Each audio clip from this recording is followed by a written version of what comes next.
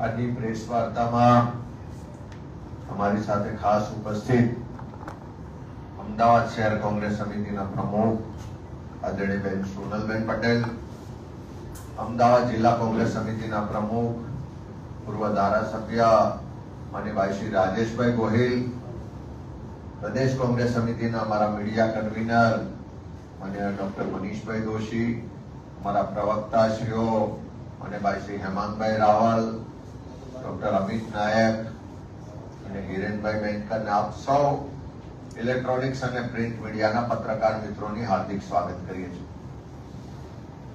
મારો વોટ મારો અધિકાર દેશના બંધારણે આ લોકશાહી વ્યવસ્થામાં આપણને સૌને એટલે કે ભારતના નાગરિકોને એક એક ગુજરાતીને મતનો અધિકાર આપ્યો છે.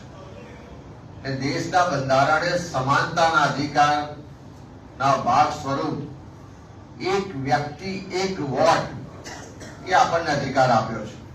અને એટલા જ માટે એવું કહેવાય કે દેશના વડાપ્રધાન શ્રી હોય કે રાષ્ટ્રપતિ શ્રી હોય, એમના મતની કિંમત પણ એક છે અને કોઈ સામાન્ય ગુજરાતી માણસ હોય એના મતની કિંમત પણ એક છે.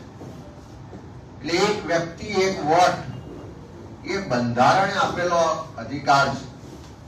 પણ આ દેશના લોકોના બંધારણના અધિકારો છીનવવા માટે પારંગત એવી આ ભારતીય જનતા પાર્ટીની સરકારને એના શાસનમાં જે ચૂંટણી પંચ સ્વાયત્ત છે, જેની પાસે આ દેશના લોકો પ્રમાણિકતાથી અને નિષ્પક્ષતાની અપેક્ષા રાખે છે, એ ચૂંટણી પંચ એ ક્યાંક ને ક્યાંક રીતે મેનેજ કરવામાં આવે છે, એનો ઉપયોગ કરવામાં આવે છે અને આખા દેશમાં એક વ્યવસ્થિત ષડયંત્રના ભાગરૂપે વોટ ચોરી ચાલી રહી છે.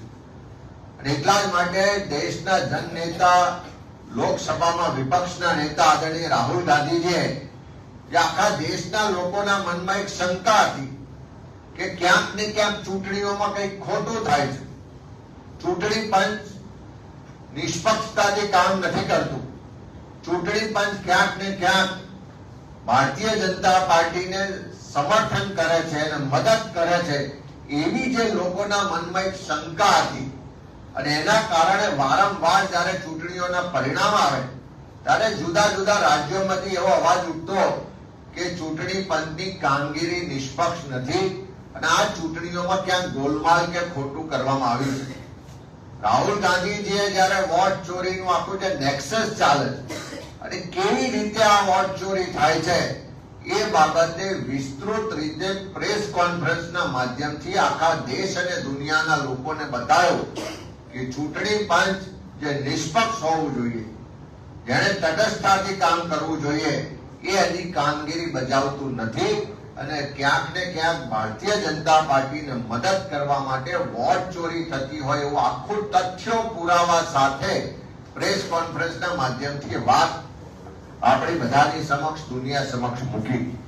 અને ત્યાર પછી ગુજરાતમાં પણ આપણે બધાએ જોયું કે પ્રદેશ કોંગ્રેસ સમિતિની ટીમ દ્વારા જે રીતે નવસારી લોકસભા બેઠકની 84 વિધાનસભા બેઠકની ચકાસણી કરી, ત્યાં પણ 2,40,000 મતદારોની ચકાસણીમાં 30,000 કરતા વધારે મતદારોના નામ ક્યાંક શંકાસ્પદ, ડુપ્લિકેટ અથવા તો ખોટા હોવાનું સ્પષ્ટ પુરાવા સાથે સાબિત થયું છે. ત્યારે આખા દેશમાં વોટ ચોરી થઈ રહી છે અને આ વોટ ચોરી થી ચૂંટણીઓ જીતી જવાય છે. અને એટલા જ માટે ગુજરાત હોય કે દેશની સરકાર હોય, પ્રજા એક બાજુ મોંઘવારીથી પરેશાન છે, યુવાઓને રોજગાર નથી મળતો, ખેડૂતો આર્થિક રીતે પાયમાલ થઈ ગયા છે, વેપારીઓના ધંધા વેપાર ચોપટ થઈ ગયા છે, ગરીબ સામાન્ય માણસને કોઈ પણ એનો અધિકાર કે ન્યાય નથી મળતો. બધા જ વર્ગ વિસ્તારના લોકો પરેશાન છે, યુવાઓ, મહિલાઓ હોય, ખેડૂતો હોય, વેપારીઓ હોય, સમાજના બધા જ વર્ગ વિસ્તારના લોકો પરેશાન છે. પણ સરકાર બિંદાસ છે, કારણ કે એને ખબર છે કે ભલે લોકો ગમે તેટલા નારાજ હોય પણ ચૂંટણીઓ આવશે એટલે અમે વોટ ચોરી કરીશું, ચૂંટણીઓ આવશે એટલે અમે ચૂંટણી પંચને સાથે રાખીને વોટ ચોરી કરી અને ચૂંટણીઓ જીતી જઈશું.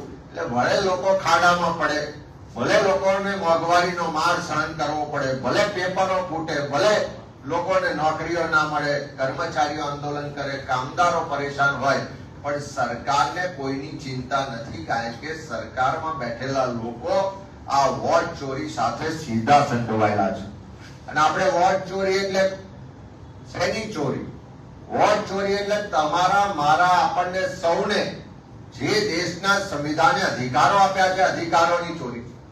વોટ ચોરી એટલે આપણી ઓળખની ચોરી છે.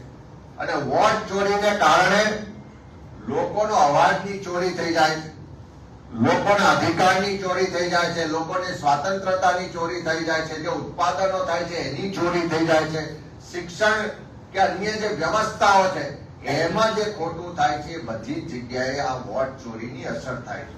અને એટલા જ માટે ઓલ ઇન્ડિયા કોંગ્રેસ કમિટી દ્વારા જ્યારે દેશના નેતા રાહુલ ગાંધી દ્વારા જે વોટ ચોરીનું આખું નેક્સસને એક્સપોઝ કરવામાં આવ્યું, ત્યારે ચૂંટણી પંચે જવાબ આપવાનો હતો.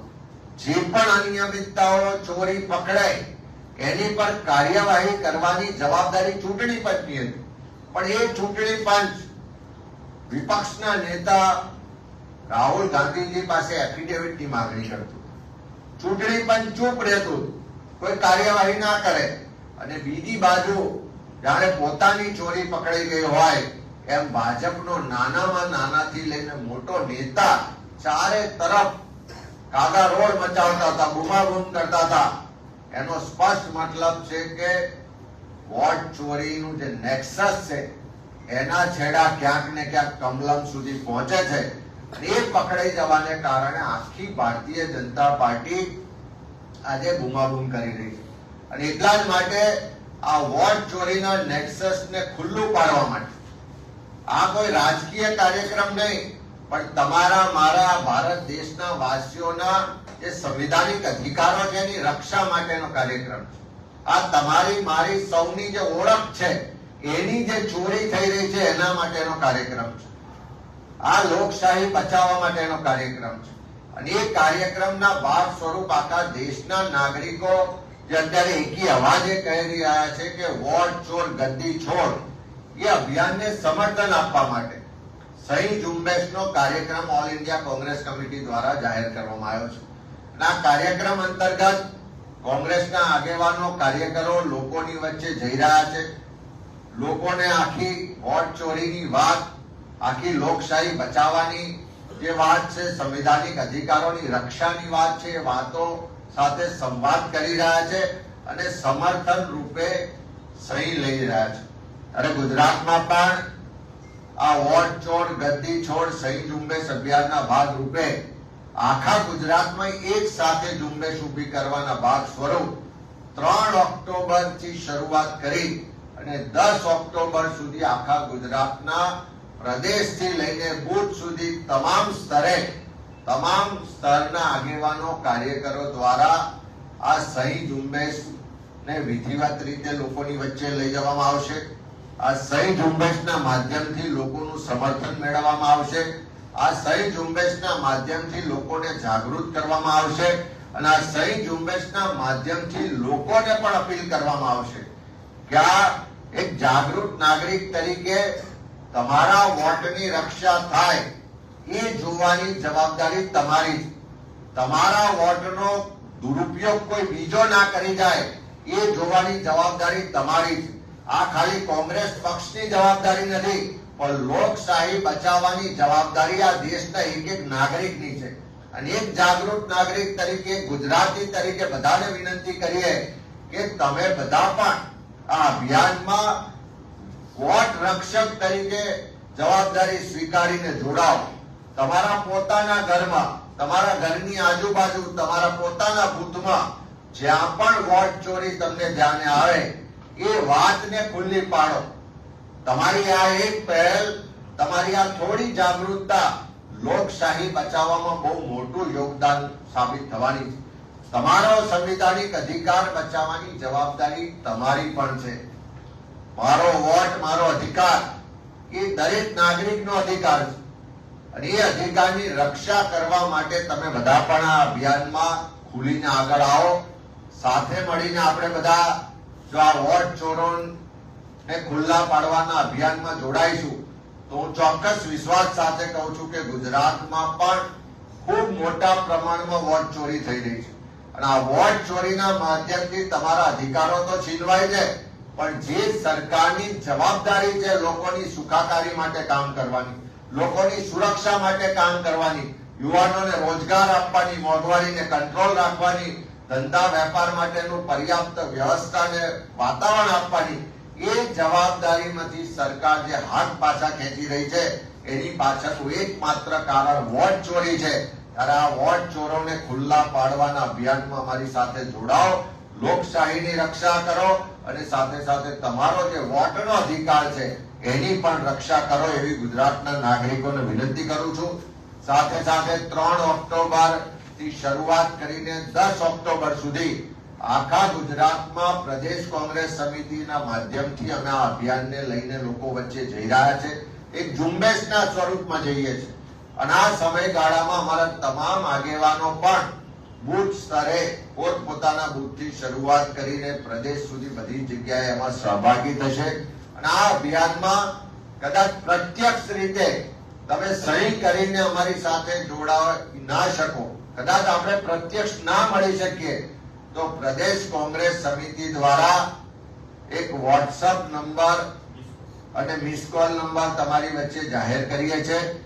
જે પણ લોકો લોકશાહી બચાવવાના અભિયાનને સમર્થન આપતા હોય, જે પણ લોકો પોતાના વોટના અધિકારની રક્ષા માટે વોટ રક્ષક બનીને આગળ આવવા માંગતા હોય, તમારા અને આ ગુજરાતના લોકોના સંવિધાનિક અધિકારોની રક્ષા માટે તમે જો આ અભિયાનમાં જોડાવા માંગતા હોય તો જે અમારો મિસ કોલ નંબર છે 08047358455 08047358455 આ મિસ કોલ નંબરના માધ્યમથી તમે બધા પણ આ લોકશાહી બચાવવા, તમારા મતના અધિકારની રક્ષા માટે આ અભિયાનમાં જોડાઈ શકો છો.